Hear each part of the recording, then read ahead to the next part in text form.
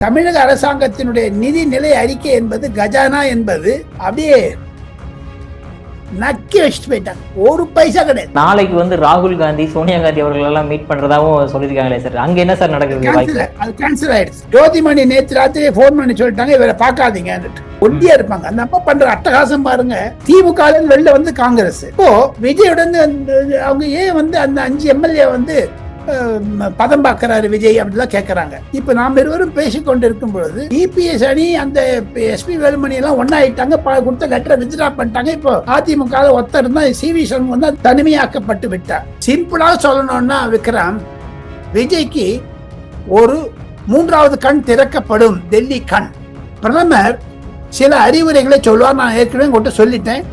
காங்கிரஸ் நம்பாத, எப்படி திமுக முதுகல குத்தினாலும் முதுகலையும் குத்துவார் சொல்லுவார், ஓப்பனா சொல்லுவார். இன்று பிரதமர் நரேந்திர மோடியை பார்த்த பிறகு, அமித்ஷாவை பார்த்த பிறகு தன்னுடைய மந்திரிகள் எல்லாம் பேச இருக்கிறார்கள். டெல்லி சில மந்திரிகள் வந்திருக்கிறார்கள். பிரதமருடன் எந்த மந்திரி போய் உட்கார்ந்துக்கு போறாங்க இப்ப கொஸ்டின் மார்க். குஷி ஆனந்தா இல்ல அருண் ராஜா இல்ல அர்ஜுனாவா? ஜூன் 15க்கு அப்புறம் அண்ணாமலைக்கு நல்ல உயர் பதவி கிடைக்கும் என்று தான் டெல்லியில் சொல்லுகிறார்கள். அவர் தனி கட்சி ஆரம்பிக்க மாட்டார் என்று பாஜகவினர் உறுதியாக சொல்லுகிறார்கள். திமுக அரசாங்கத்துடைய 2வது பாகம் நான் நடக்கிறது என்று மு.க. ஸ்டாலின் சொல்லுவதனால், அந்த மு.க. ஸ்டாலின் நடந்த பொழுது இருந்தது தொடர் கதையாக இருக்கிறது. ஸ்டாலின் சார் சொன்னாரு, இப்ப விஜய் சார் சொல்ல ஆரம்பிப்பாங்க சார். அதெல்லாம் கொஞ்சம் பார்த்து வெறி ஜாக்கிரதையா இருக்கணும். பிசிகாவும் திமுக அடிச்சுனாங்க பாருங்க, அந்த மாதிரி சட்டசபையில சொக்காய கீழ்ச்சிக்கிறேன்னா எம்பர் ராஜகோபால் பாரு. ஏன்னா தமிழக வெற்றி கழகத்துடைய வளர்ச்சியை திமுகவோ அல்லது மற்ற கட்சிகளுக்கோ பிடிக்கவில்லை.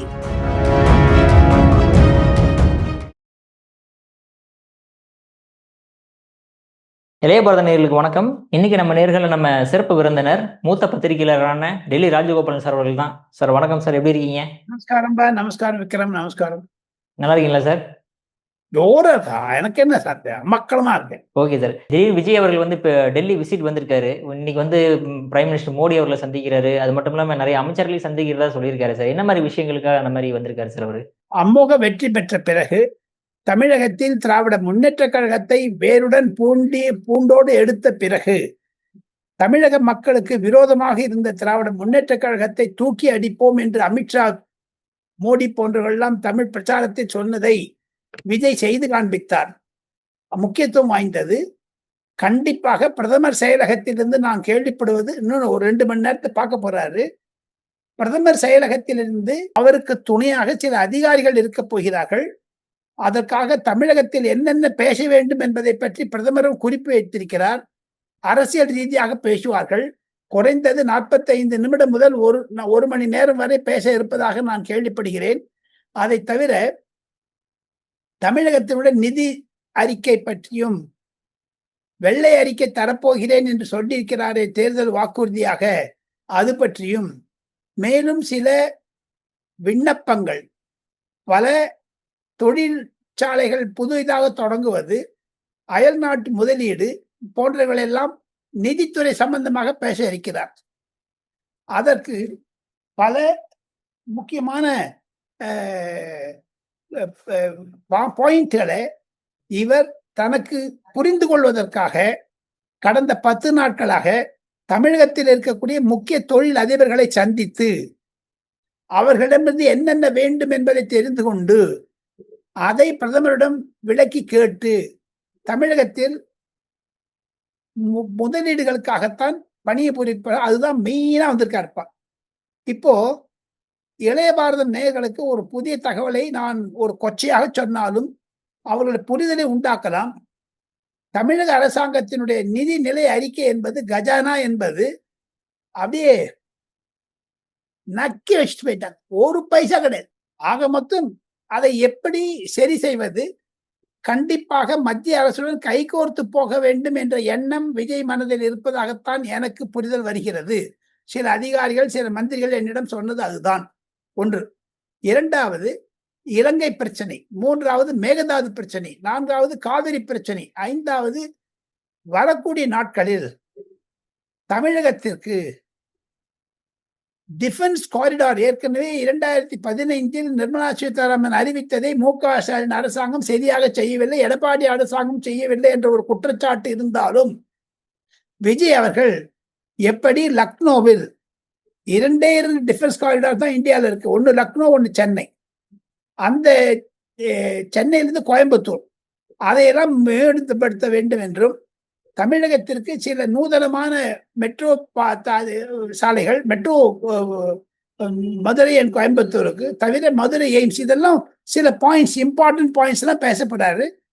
என்னுடைய புரிதல், பிரதமருடைய அலுவலகத்தில் சக்திகாந்த் தாஸ் என்று சொல்லக்கூடிய தமிழ்நாடு ஐஏஎஸ் ஆபீசர், ஒரிசாக்காரர், தமிழ் பேசுபவர், ரிசர்வ் பேங்க் ஆளுநராக இருந்தவர், அது கவர்னர் ரிசர்வ் பேங்காக.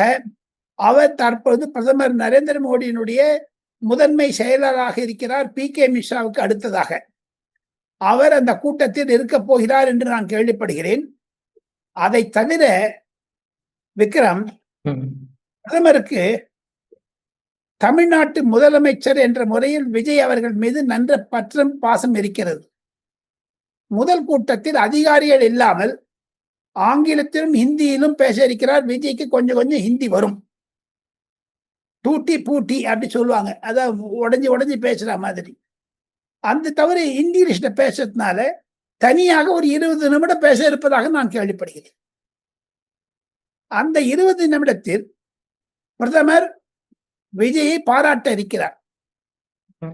திமுகவை ஒழித்து காட்டியது நன்றி அப்படி சொல்ல இருக்கிறார்.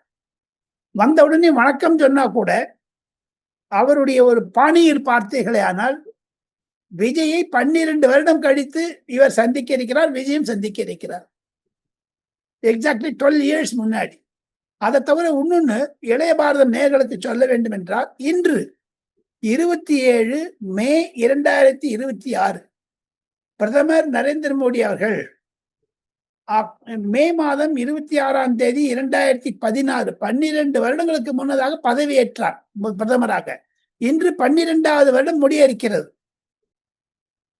அந்த நற்செய்தியின் மூலமாகத்தான் தமிழக மக்களுக்கு சில பெரும் உதவிகளை, சப்கா சாத் சப்கா விகாஸ் என்று சொல்லக்கூடிய அளவிற்கு பிரதமருக்கு ஒரு நல்ல ஒரு திருப்பம் என்ன என்று கேட்டால், 13 லட்சம் கோடி 13 lakh crores கடந்த 10 வருடங்களா நான் கொடுத்ததுல இப்பொழுது தமிழ்நாடு கஜானாவில் சைஃபர் இருக்கிறது. அந்த என்ன விஜய் கூட பப்ளிக் மீட்டிங்ல பேசியிருக்காரு, 30% சாப்பிட்டுட்டாங்க ஸ்டாலின் டாக்ஸ், 20% மந்திரிக்கு 10% ஸ்டாலினுக்கு போகுதுன்னு ஓப்பனா சொல்லியிருக்காரு.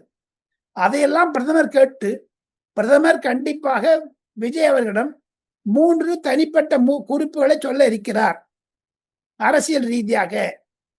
ஒன்று, பிரதமர் சொல்லுகிறார், தன்னுடைய அமைச்சர்கள் எல்லாம் நான் பார்த்தேன், இளைஞர்களாக இருக்கிறார்கள், முதியவர்கள் இல்லை, வாழ்த்துக்கள். ஆனாலும் முதன் முறையாக வந்திருக்கக்கூடிய ஒரு 10-15 அமைச்சர்களுடைய குறிப்பை நான் பார்த்தேன். தயவு செய்து விஜய் அவர்களே, தங்களுடைய அமைச்சர்களுடைய எண்ணிக்கை அதிகமாக இருக்கிறது. அதாவது இளைஞருடைய சமுதாயம், அவர்களை தனியாக கூப்பிட்டு, எப்படி நான் முதலமைச்சராக குஜராத் ஆன போது எனக்கு ஒண்ணு தெரியாது, நான் கற்றுக்கொண்டேன் அரசியல் இருப்பதால். தாங்கள் அரசியல்வாதி கூட இல்லை, சினிமா மேல மோகமா இருக்கீங்க, ஆனா பாப்புலாரிட்டி இருக்கு. உங்களுடைய அமைச்சரில் ஒருவர் அல்லது இருவரை திராவிட முன்னேற்ற கழகமோ எதிர்கட்சியோ அல்லது தங்களுடைய இருக்கக்கூடிய விரோதிகளோ வேண்டுமென்றே ஸ்டிங் ஆபரேஷன் செய்து நம்ம 2 பேரும் பேசுற மாதிரி 2 பேரும் பேசுவாங்க.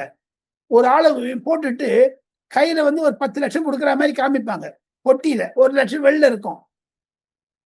எப்படி பங்காரு லட்சுமணன் அவர்களை தெஹல்கா 1 லட்சம் கொடுத்து ஏமாத்தி அடல் பிகாரி வாஜ்பாய் பிரதமராக இருந்த போது பல சங்கடம் பங்காரு லட்சுமணன் ராஜினாமா செய்ய வேண்டிய நிலைமைக்கு போச்சோ, அது மாதிரி தங்களுடைய மந்திரிகள் மீது ஸ்டிங் ஆபரேஷன் திமுகவோ அல்லது எதிர்கட்சியோ செய்ய தயாராக இருப்பார்கள்.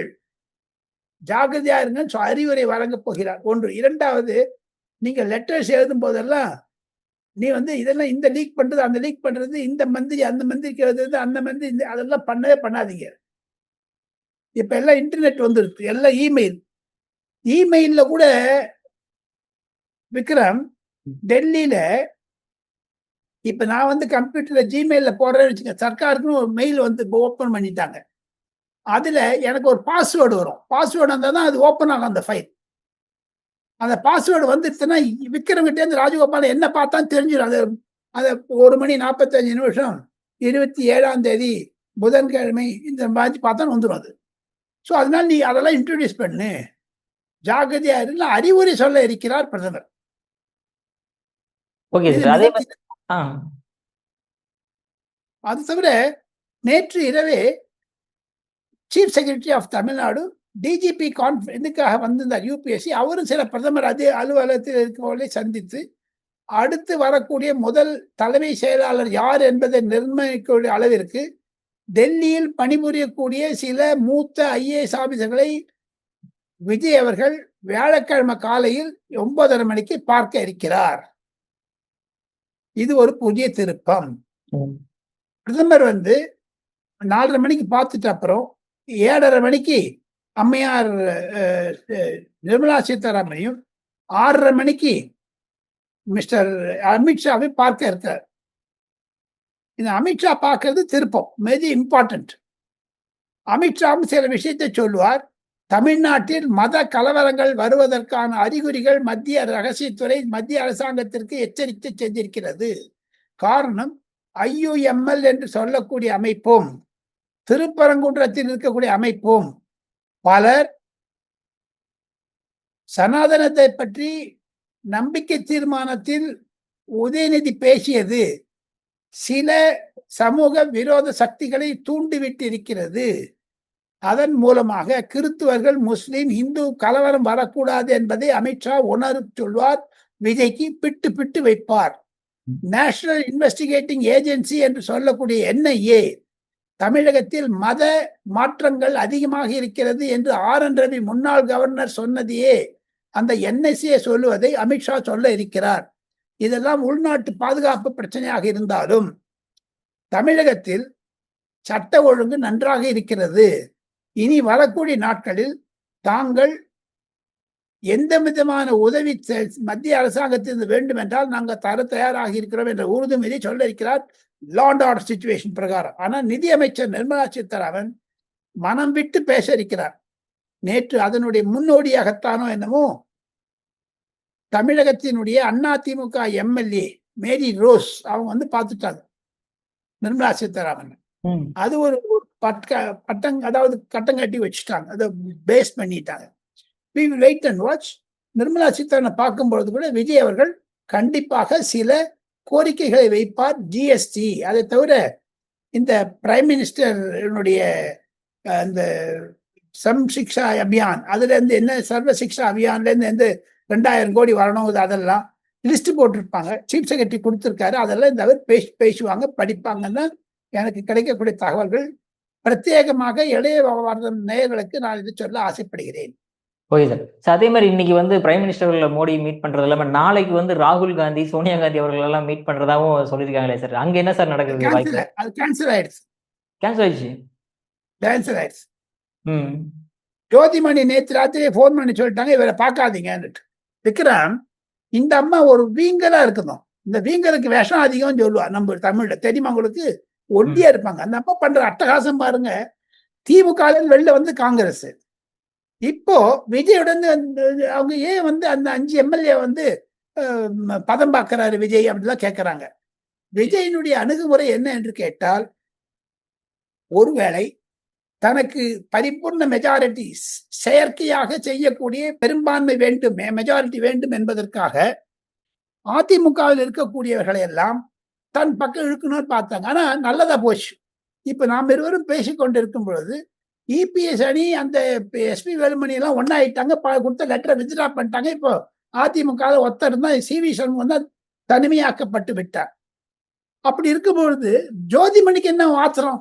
ராகுல் காந்தி போன் பண்ணி பார்க்காதேலாம் சொல்றாங்க. அவர் ராகுல் காந்தி கர்நாடகா விஷயம்ல பிஸியா இருக்கேன், நான் பார்க்க போறது. சோனியா காந்தின்னு பார்க்கலாம்னா அப்புறம் பார்த்துக்கலான்னுட்டு. என்ன சோனியா காந்தி சொல்றாங்க, நம்ம DMKோட தான் போகணும், வெளில தப்பு. ராகுல் காந்திக்கு கூட்டு வைக்கிறாங்க அந்த அம்மா. அப்படி பிரியங்கா காந்தி சொல்லுது DMKோட தான் இருக்கணும், விஜயோட போன தப்புன்னுட்டு. ஆனா விஜய் சொல்றாரு உண்மையான காங்கிரஸ்காரன் யாருன்னு. ஐயோ பாவம், விஜய்க்கு தெரியல அங்க 3 பிரிவு இருக்கிறது என்று. ராகுல் காந்தியை வச்சு வைக்கிறாங்க, சொல்றாங்க காங்கிரஸ்காரனை. இந்த சூழ்நிலையில் தான் விஜய் அவர்கள் நாளை ராகுல் காந்தியை சந்திக்க போவதில்லை. சோனியா காந்தி அவங்களுக்கு கண்ணு மூக்கு வாயில ஈ பூந்தே தெரியல. கர்நாடகால கலவரம் நடக்குது. காங்கிரஸ் தமிழ்நாடு என்ன ஊதி விட்டுறாரு விஜய். Okay sir. இப்ப இந்த கர்நாடகாவுல வந்து என்ன விஷயம் நடந்துட்டு இருக்கு சார்? நீங்க சொன்ன மாதிரி வந்து டி.கே. சிவகுமார் வந்து அடுத்த சீஃப் மினிஸ்டர் ஆவாரா என்ன? டி.கே. சிவகுமார் ஆயிடுவார். இன்னும் 3 நாள்ல ஆயிடுவாரு. டெல்லியில் இருக்கக்கூடிய சம்பவம் அதுதான். காங்கிரசுடைய நிலைப்பாடு எப்படி இருந்தாலும் தமிழகத்தில் ஒரு புது மாற்றம் வந்துவிட்டது. இனி அதிமுக ஒன்றாகிய பிறகு ஒருவேளை 6 மாதங்கள் கழித்து விஜய் அவர்களுக்கு காங்கிரஸ் ஒரு அழுத்தம் கொடுத்தால், மேகதாது விஷயத்தை கொடுத்தால், விஜய் அவர்கள் அதிமுக சப்போர்ட்டை எடுத்துக்கொள்ளக்கூடிய அளவிற்கு சூழ்நிலை உருவாக்கி கொண்டு வருகிறது. காங்கிரஸை கழட்டி விட்டுருவாங்க. இந்த சூழ்நிலை தவிர்ப்பதற்குத்தான் இன்று சபாநாயகர் பிரபாகரனிடம் அதிமுக இருவரும் மனு கொடுத்திருக்கிறார்கள். இந்த பின்னணியில் பார்த்தால் தமிழகத்தில் நிரந்தர ஆட்சி இனி 5 வருடம் அல்ல 10 வருடம் ஆகும் என்றெல்லாம் சொல்லுகிறார்கள் டெல்லியில். ஒன்று. இரண்டாவது, இந்த 3 பேர் தான் பார்க்கிறாரு சீஃப் மினிஸ்டர். ஆனால் தமிழகத்திலிருந்து வரக்கூடிய 50-60 சீனியர் ஐஏஎஸ் ஐபிஎஸ் ஆபீசர்களை நாளை காலை சிற்றுண்டிக்காக அழைத்திருப்பதாக நான் கேள்விப்படுகிறேன். அதுல பல விஷயங்களை தெரிந்து கொள்வார். சிம்பிளாக சொல்லணும்னா விக்ரம், விஜய்க்கு ஒரு 3வது கண் திறக்கப்படும். டெல்லி கண். அவருக்கு இருக்கக்கூடிய அரசியல் அனுபவத்தில் தமிழகத்தை விட அனைத்து இந்தியாவிலும் சரி, அனைத்து உலகத்திலும் சரி, இந்தியாவிற்கு ஃபர்ஸ்ட் என்று சொல்லக்கூடிய அளவுக்கு நரேந்திர மோடி எப்படி பாடுபட்டு வருகிறாரோ, அவர் 10 ஸ்டாலினை பார்த்திருக்காரு, 10 விஜயை பார்த்திருக்காரு. இன்னைக்கு நேத்தின் கிடையாது. எல்லாருக்கும் காதுல பூ சுத்தி விட்டுருவாரு. இந்த வாட்டி விஜய் வந்து முதல் தடவை வர்றாரு. புரிஞ்சுப்பார். அரசாங்கத்துல வந்த அப்புறம் இனிமேல் கொஞ்சம் ஜாகிரதையா இருக்கணும்னு பார்ப்பாங்க. இந்த பேக்ரவுண்ட் தான் விக்ரம். பிரதமர் சில அறிவுரைகளை சொல்லுவார். நான் ஏற்கனவே உங்கள்கிட்ட சொல்லிட்டேன். காங்கிரஸை நம்பாத. எப்படி திமுக முதுகுல குத்தினாலும் உன் முதுகுலையும் குத்துவார் சொல்லுவார். ஓப்பனா சொல்லுவார். தங்களுக்கு நினைவு இருக்கும். இப்பொழுது நான் கர்நாடகா பத்தி கேட்கிறேன். நீங்க கேள்வி கேட்டீங்க. ஹூப்ளி ஏர்போர்ட்ல சீதாராமையாவோட பிரதமர் மோடி 10 நிமிஷம் ரகசியமா போயிட்டு இருந்த போட்டோ பிரபலமா வைரல் ஆச்சு. ரகசியமா பேசுறது. இது இப்பதான் புரியுது நிறைய பேருக்கு. என்ன அதுக்கு ராகுல் காந்திக்கு வேட்டு வைக்கிறதுக்கு அவர் தூபம் சாம்பிராணி போக போட்டு விட்டார். இப்போ தமிழகத்தில் அதே மாதிரியான நிலைமை. மேகதாது விஷயத்தில் கண்டிப்பாக காங்கிரசுடைய நிலைப்பாடு என்னவாக இருக்கும்? கர்நாடகா காங்கிரஸ் கொடுக்க மாட்டேங்கிறாங்க, இவங்க கொடுக்கணுங்கிறாங்க. தமிழகத்தினுடைய கோரிக்கை மனு சுப்ரீம் கோர்ட்டில் ரத்தாகிவிட்டது. இனி மத்திய அரசாங்கத்தினுடைய தயவு இல்லை என்றால் மேகதாதுனுடைய அந்த இது கட்ட முடியாது. கட்டினாலும் அது நிறுத்த முடியாது. காரணம் என்ன என்று கேட்டால், பாஜக 2028 கர்நாடகாவில் அமைச்சரவை அமைக்க வேண்டும் என்றெல்லாம் சொல்லுகிறார்கள். ஆக மொத்தம் பிரதமருக்கு 2ஆம் கட்ட நிலைமை வந்துடும். அதை இவர் எப்படி சமாளிக்க போறான்னு தெரியாது. யாரு? விஜய். சோ இது ஒரு சிக்கலான நிலைமை. இதெல்லாம் புரிஞ்சு கொள்வாரு. இன்று பிரதமர் நரேந்திர மோடியை பார்த்த பிறகு, அமித்ஷாவை பார்த்த பிறகு, நிர்மலா சீதாராமனை பார்த்த பிறகு தன்னுடைய மந்திரிகளிடம் பேச இருக்கிறார்கள். டெல்லியில் சில மந்திரிகள் வந்திருக்கிறார்கள். பிரதமருடன் எந்த மந்திரி போய் உட்கார்ந்துக்க போறாங்கிறது தான் இப்ப கொஸ்டின் மார்க். குஷி ஆனந்தா இல்ல அருண் ராஜா இல்ல உங்களுக்கு வந்து ஆதவ் அர்ஜுனாவா? அது தவிர பிரைம் மினிஸ்டர் தனியா. இவருக்கு ஆங்கிலம் நன்றாக வரும், ஹிந்தி கொஞ்சம் கொஞ்சம் பேசுறாரு விஜய். சோ அதை வச்சுன்னு பாத்தீங்கன்னா ஒரு சூழ்நிலை நன்றாகத்தான் தமிழகத்திற்கு வரும் என்று பலர் நினைக்கிறார்கள். பல கோடி ரூபாய்கள் தமிழகத்திற்கான ஒரு உதவி நிதியை தமிழகத்திற்கு தர இருக்கிறது மத்திய அரசாங்கம். Okay sir. சார் இப்ப இந்த மாதிரி விஷயங்கள் நடந்துட்டு இருக்கும்போது இப்போ அண்ணாமலை அவர்கள் எப்ப வந்து தமிழ்நாட்டுக்கு வருவாரு? எப்ப வந்து அவர் வந்து பதவி ஏற்க வாய்ப்புகள் இருக்கு? ஏன்னா இன்னொரு பக்கம் என்ன சொல்லப்படுதுன்னா, அவர் வந்து பாஜக மேல இருக்க வெறுப்புல வந்து தனி கட்சி ஆரம்பிக்க போறாரு அப்படின்ற மாதிரி விஷயங்களும் சொல்லப்படுதே சார். அண்ணாமலை என்பது தமிழகத்தில் ஒரு உச்ச சிகரத்தில் இருக்கக்கூடிய அரசியல்வாதி. அதிகாரியாக இருந்தாலும் அரசியலை நன்றாக புரிந்து கொண்டவர். எது இருப்பினும் அண்ணாமலை நிதானமாகத்தான் போவார். அவர் கொடுத்த அறிக்கையை நான் பார்த்தேன். மோடியினால் தான் நான் இங்க இருக்கேன்னு சொல்லியிருக்காரு. ஸோ இந்த விஷயத்தை பார்த்தீங்கன்னா it's going to be a very interesting days தான் நினைக்கிறேன். அண்ணாமலைக்கு மத்திய பாஜகவில் ஒரு அதிகாரம் தர இருக்கிறார்கள். ஜூன் 15 பிறகுதான் அந்த ஒரு கட்ட காலம், அதாவது தமிழகத்தில் பாஜகவிற்கு டெல்லியில வந்து ஆஷாடா மகினேன்னு சொல்லுவாங்க. இந்த ஜூன் 15ஆம் தேதி மட்டும் நல்லது எக்ஸ்பென்ஷன் பண்ண மாட்டாங்க, எதையுமே பொருள் வாங்க மாட்டாங்க. நார்த் இந்தியால வெள்ளியோ தங்கமோ இதெல்லாம் ஒண்ணுமே வாங்க மாட்டாங்க. நல்ல காரியம் நடக்காது, திருமணம் நடக்காது, விழா நடக்காது. ஆனா அந்த சமயத்துல ஒரு பேட் பீரியட். ஜூன் 15க்கு அப்புறம் அண்ணாமலைக்கு நல்ல உயர் பதவி கிடைக்கும் என்று தான் டெல்லியில் சொல்லுகிறார்கள். அவர் தனி கட்சி ஆரம்பிக்க மாட்டார் என்று பாஜகவினர் உறுதியாக சொல்லுகிறார்கள். இப்போ டெல்லியில வந்து அவருக்கு பதவி கொடுத்துட்டாங்கன்னா அப்ப தமிழ்நாடு பாலிடிக்ஸ் வரமாட்டாரா சார் அவரு? வருவார். தமிழ்நாட்டிலே இப்போ பிரைம் மினிஸ்டர் வந்துட்டு போல என்ன, ஆல் இந்தியால இருந்தா கூட வரக்கூடாது. நிதின் நவீன் வரல, அமித்ஷா வரல, என்ன வருவார், வந்துட்டு போயிட்டு இருப்பார். அவருடைய உதவி இன்னும் 5 வருஷத்துக்கு தமிழ்நாட்டுக்கு தேவை. அதை போல என் மண் என் மக்கள் யாத்திரை பண்ண மாதிரி he will also do பாத யாத்திரை தமிழ்நாட்டுல. அப்ப மாநில தலைவரா யார் இருப்பாருங்க சார் பாஜகவுல? நைனா நாகேந்திரன் தொடர்வார். பார்க்கணும், இன்னும் ஒரு மாசம் எப்போ கண்டிப்பாக பாஜக ஒரு மாற்றத்தை கொண்டு வரும் என்று தான் விஜயோட பேசினப்ப தான் நம்ம எல்லாரும் புரிஞ்சுப்பாங்க. தமிழ்நாடு சிச்சுவேஷனை நேரம் 1 to 1 பார்த்தா தானே புரிஞ்சுப்பாங்க. அதை தவிர நேற்று BL சந்தோஷ் வந்திருக்காரு சென்னைக்கு, அவர் என்ன சொல்ல போறாருன்னா பார்த்துருவாங்க. Let us wait and see. ஏன் சார் தமிழ்நாட்டுல பாஜக வந்து அந்த அளவுக்கு ரொம்ப பெர்ஃபார்மன்ஸ் சரியில்லை, அதுவும் எலெக்ஷன் முடிஞ்ச உடனே 3% ஓட்டுக்கு வர நிறைய ஆரம்பிச்சு. பல கோடி ரூபாய் சாப்பிட்டாங்கன்னா ஒரு புகார் இருக்கிறது, யாரும் இல்லைன்னு சொல்லல.